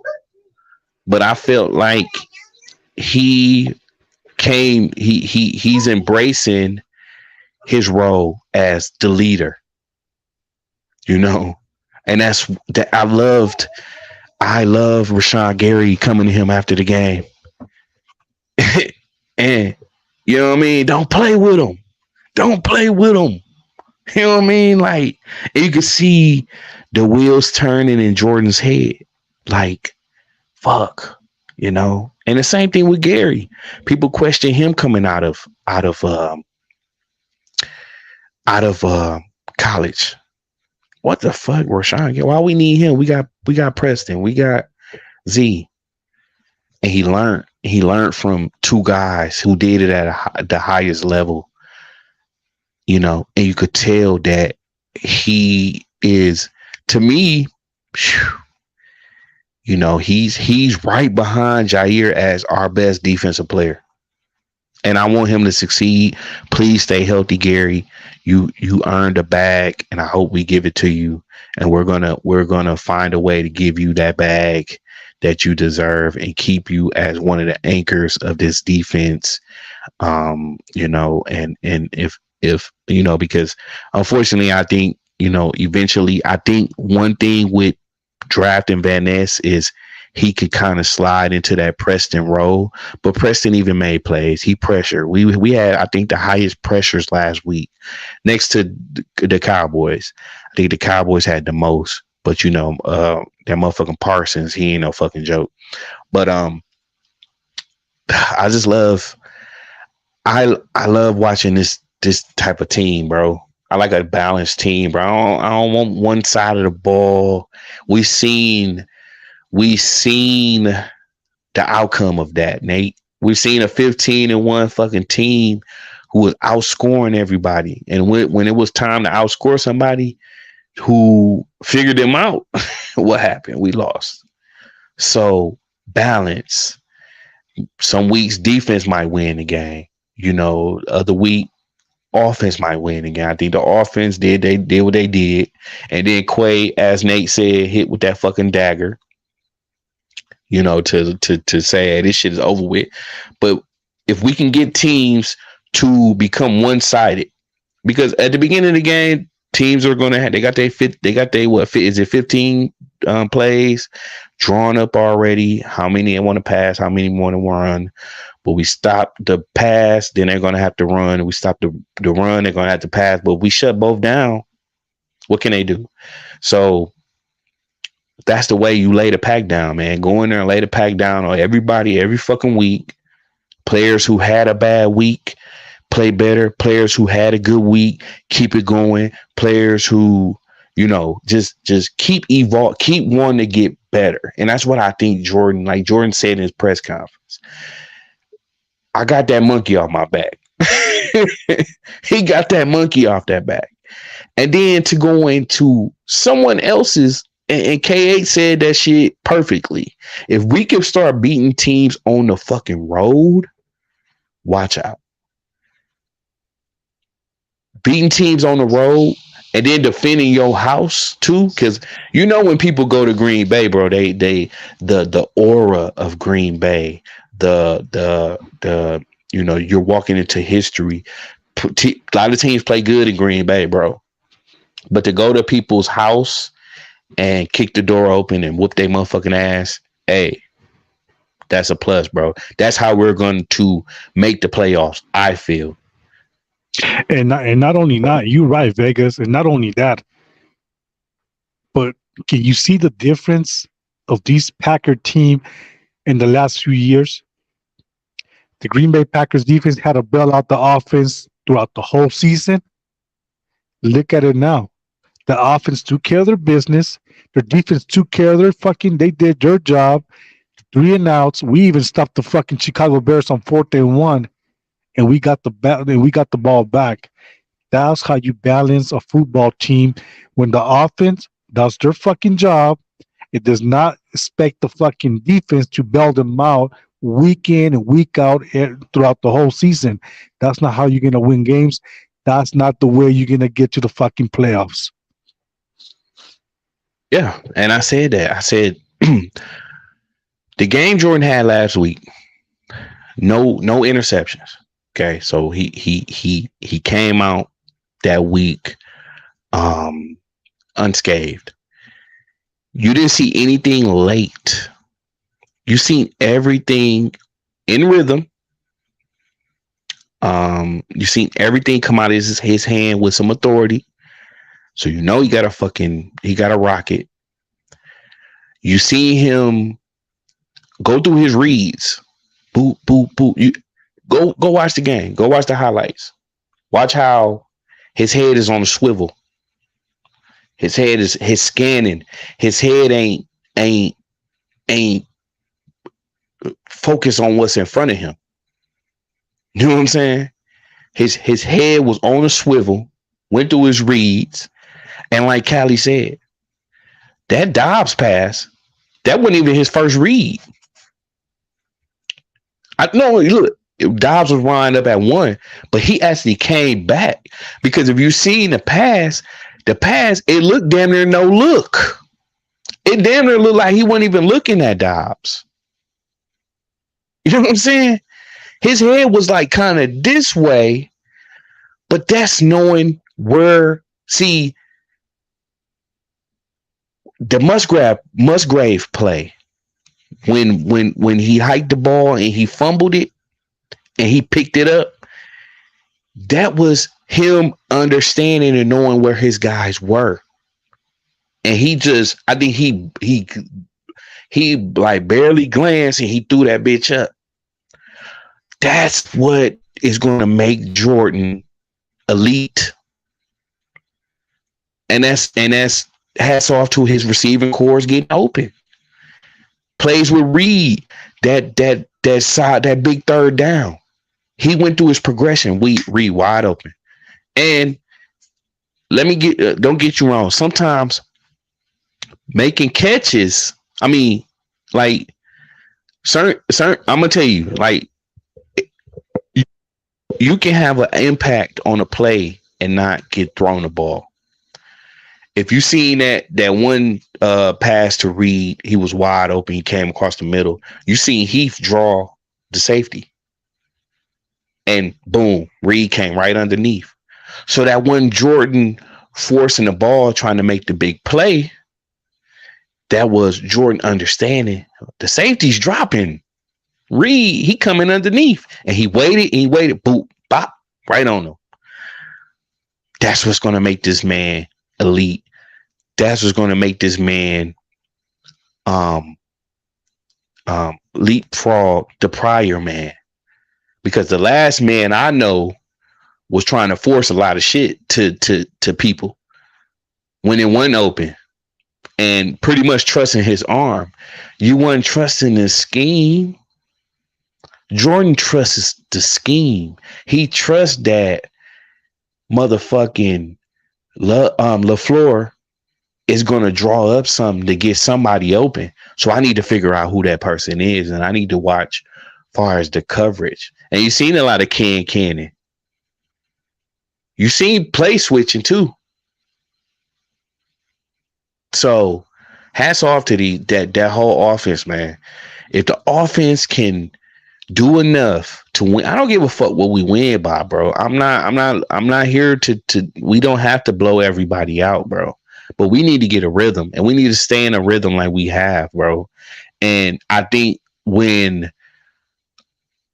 like I said, what's gonna make Jordan great is him getting other guys involved. If Dobbs has a off game and he's getting double covered or whatever, he's willing to go to Reed. He's willing to go to Musgrave. I didn't see much of Kraft. I don't even know if Kraft caught a ball, was even inserted. I've seen just Musgrave mostly. But I think that's too, because the Bears played a lot of zone, so man, that was a lot to see. And against the Bears. So don't, take it with a grain. I ain't gonna say a grain of salt because it's still a professional, organized team. So you still have to respect the Bears in that aspect. They're a professional football team. Every guy there is a professional, and I hate people that play down what a professional football player is and a professional sports player is. Trust me, you wouldn't hang with them. Trust me, you couldn't tackle them. You wouldn't keep up with them. They're professionals. So you still have to give the Bears respect in that aspect. They're a professional football team. I don't think they're going to get far, but they still are better than some teams in this league. And, my thing is that's just how ready and organized we were week one, that we prevailed. That's every week. The team that's more prepared, healthy, plays out their scheme, they're the one who's going to be victorious. And I think the Packers, of any team in the league, regardless of if they win or lose, they're going to fight. They're going to fight, bro. They're not going to lay down. They're not just going to get rammed over. This team right here ain't finna get ran over, bro. They're not going to lay down. They're not going to point fingers. They're going to be prepared every fucking week, bro. Hats off to Matt, Pasaccia, Barry. Barry played a lot of fucking man-to-man. And that wasn't even, he locked Moore down. He locked Claypool down. Locked them up. Hats off to this organization, coaching staff, pretty much, for having this team ready, man. I told y'all, week one will be a different week than the last three we've seen. Told y'all that. So,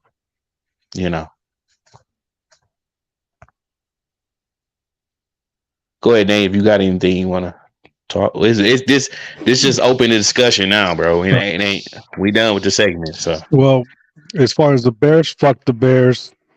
I don't got no respect for these fucking Pop-Tarts. We beat them at their fucking home, and that's the bottom line. Fuck the Vikings and Kirk Cousins. Nate. That's why they're 0-2. Nate, we have to still respect them as a professional football team. You understand? Like these are 53 players that are the best players. I'm not gonna say they are, but they competition make them look that way. You know what I'm saying? You still have to fucking respect them. Yeah, I know what you mean. I don't think they're as bad as the Vikings. Like even the Vikings look worse than the them, Vikings bro. right now. They're a fucking disgrace in the NFC North. And that's what happened when you get cocky. At the end of the day, you end up shooting yourself in the foot. Yep, and we can't do that either. And I don't think this team will do that. I don't think they will be cocky. Like, we'll be like, yeah, we beat the Bears. That's all you heard in all the press conferences. Week one is past us. We got to keep getting better. There's a Yeah. lot of things. See, I love that. And I think that's one thing Matt does a lot is he don't take what you do right, because what you do right, he expect it out of you. A lot of his storyboard and stuff he did. How could we ran this play better? How could this play have succeeded? What did that's where we adjust. And Matt don't lose back to back games. I think last year was the first time he actually lost back to back games. But again, it's when someone trusts the scheme and another person goes away from it. How many times in NFC championship games did we see somebody running free underneath and we had somebody want to force the ball between two motherfuckers because he got that arm and he's just that great? Two QBs we had did that. Two. One, history in the history of the league has thrown more interceptions. And the other one, shit, should have fucking had more Super Bowls, but negated what he had, which was a good arm, but he didn't trust people. He's weird, bro. He's weird. He's weird in that instance. I felt like, man, like, bro, you had plenty more. You had Cobb. You some games he fucking had 3 touchdowns. Some games he had no touchdowns. It's like, bro, you just negate what made players great. And what's the beauty of this Packer fan in Vegas? The beauty of these young team that they're learning how to win different ways, and when they are able to win in different ways and find ways to beat you, teams is gonna be hard to beat the Green Bay Packers because they don't know how you're gonna what they're gonna hit you with. They might try to say, okay, they're probably gonna try to beat you the way they beat these other team. Next thing you know, the Green Bay Packers are gonna come out with new shit. So it's gonna be hard to decipher the Green Bay Packers the way they're gonna come at you each week. Yeah, it's gonna be super hard, bro. I swear to God. And if Jair, like I said, I mean, that was the main person. I'm like, dude, you have to be that motherfucker. If you shut their number one down, what can they do? If they number one is shut down, he shut more down. And I told y'all, I'm like, man, who the fuck is more? I seen this man shut down Justin, and I can't wait to see him shut down somebody else. But we gonna wait till we get to that game, brother. See, I don't know who's the number one receiver. Can y'all help me out? But let's go to this question. Watson. What do you guys think about Myers? Is he good, or does Elton Jenkins need to help him? Yeah, I think Myers, man. I think the Packers need to start looking for another center. Myers just fucking blew blocks last week, and that's not a great defensive line. And I think Myers, I don't know. I like him, but I don't know how many sacks he's given up. Let me see if I could find that out real quick. But I think it's time to probably find Myers replacement, man. Defense 30 pressures tomorrow. Let me see. Atlanta Falcons number one receiver. I think I believe is Drake London. Oh, they do got Drake, don't they? Drake London, and they got Cordell Patterson with his running back / receiver. He's been in the league for a few years now. Yeah, I know they fucking depth chart. I mean they they depth chart got some good rookies because they been shit. Let's see here. Yeah, they got Drake London, Cordell Patterson, Mac Hollins, Scott Miller. Is that Scott Miller from Tampa Bay? They got Kyle Pitts. That's about it. Defense, they got Calais Campbell, AJ Terrell, Bud Dupree, Jeff Okuda. He questionable. Yeah, he's okay. I mean, quarterback, they got Desmond Ritter. I mean, I said Riddler. Desmond Ritter. I think we're favored. Let me see what we favored by.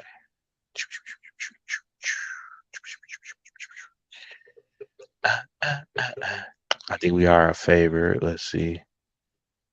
Damn, they got tickets for $49. Wish I was in Atlanta. Uh, $49 tickets, Nate. Hell Crazy. no. Let's see. Let's be Packers. Let's see what we favored. Falcons. I think they had us favored by 6. Spread is Falcons by 1.5. What? No. They got us underdog again, but hey, we can take the challenge of that being the underdogs. We don't got a problem with that. Soccer team be favored. What? Let me see some, man. I know they don't got Atlanta favored over there.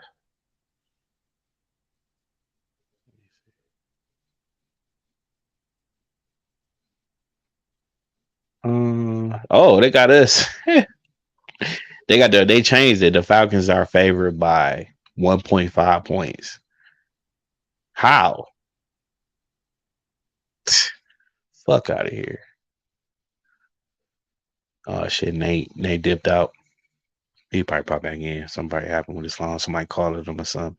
How the fuck are we not favored against the Falcons? Fuck out of here. We'll see. Mr. Ritter, you're gonna have a long day tomorrow. Mr. London, you're gonna have a good day tomorrow. You're gonna have a long day tomorrow.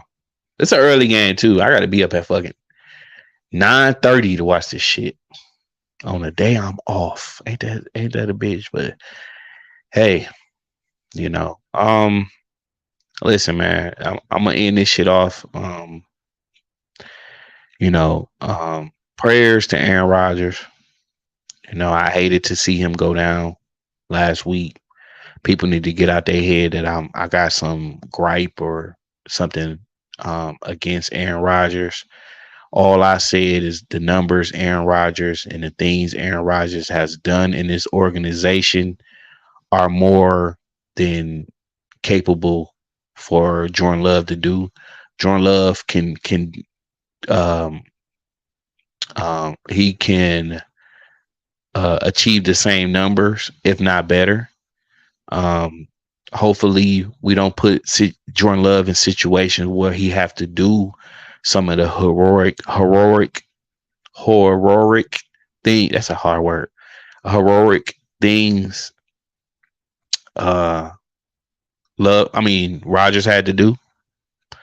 Hopefully he doesn't have to throw Hail Marys and shit Rodgers had to do for us. And drive a team down the field for field goals, but it's the league.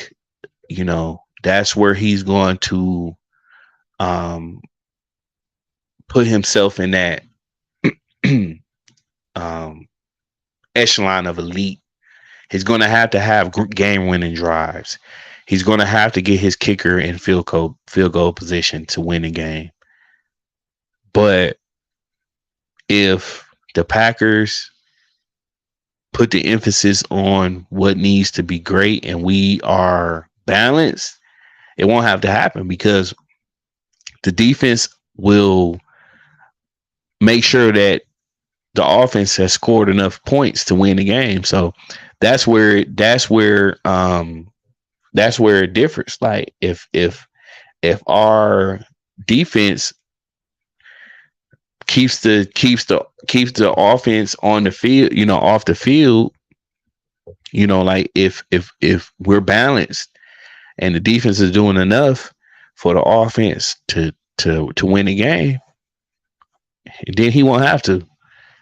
You only got to do game winning drives when you're down. I want to see drives where he's kneeling the ball or coming out the game like last week. It's going to be a good game, man.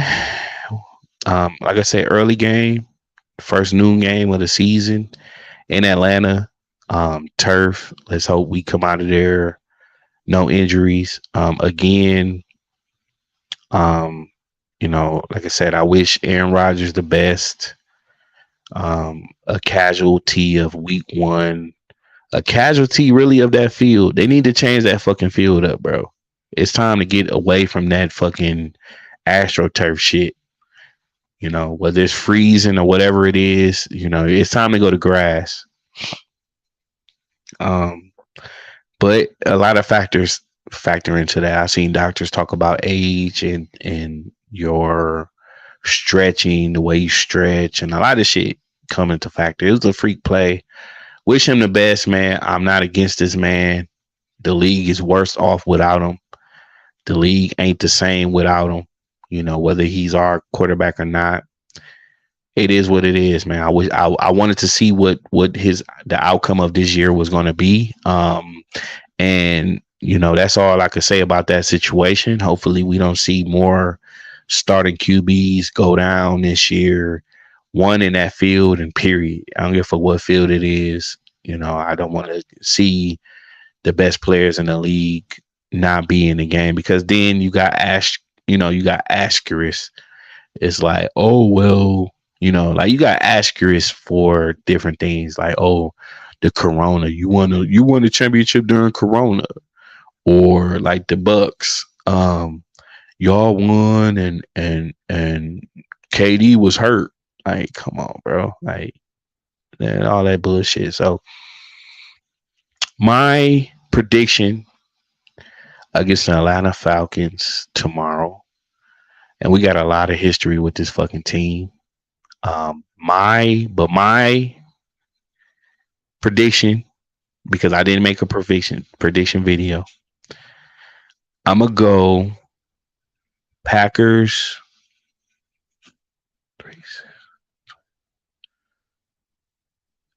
27, Falcons 16.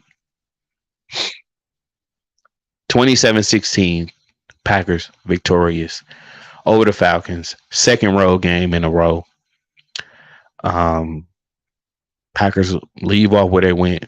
Now I'm actually picking low because I want to go like I ain't gonna lie to you. I'm thinking they're gonna stay in this 30-point range for a while, but I'm gonna go 27. Anything above 27, I'm with it. I picked 28 last week. I'm gonna go 27. 17, because it's always a road game. You know, I could go 17. I'm gonna go 27-17. We win by 10 points. But 28-21, Cali Packer. Zane 28-9. Defense shine, because I don't think they're gonna have any type of passing game tomorrow. I just think that Ritter ain't gonna have nothing going on. I think first time we actually seem like a somewhat competent QB is next week, but we ain't gonna talk about that team till we get there. So let's come out of this game tomorrow, y'all. 2-0. No injuries. Pick up where we left off. Doing our fucking thing. Pitts ain't got shit coming on against Pitts. He got to deal with Campbell and Quay. They ain't going for that. Yeah, man, let's come out of this game with a victory. Let's come out of this game healthy, and with a victory. I don't know if Nate is going to stream during the game, but if he is, be on the lookout. Remember, man, go fuck with people I fuck with, man. Go fuck with KH, TR, any one of the guys that's making content, man. Yeah, man, just a dire week, bro, especially coming off the victory and have to go through shit like we going through with personal issues within the group and just some bullshit, man. And that's what happens, man. You know, it happened with the Jacksons. It happened with the Temptations. But it is what it is, man. Let's go out here and get the victory, man. So I will see y'all tomorrow. Again, if you ain't subscribed to Nate's channel, Packer Fans with Swagger, please do. You like, it's game time. It's all right. Please go subscribe to Nate's channel. I don't know. I might go live during the channel if y'all want to watch it with me. Again, it's early as shit. I hate it is, but I'm gonna go spend time with the family, man. I'm out of here. I don't know what happened to Nate. Technical difficulties happen. Shit happens. Family, everything. We live. Don't shit be. We don't record this shit not live. This shit is live all the time. So we'll see you guys next week. Titletown G's. Me and Nate. I see y'all later, man. Peace.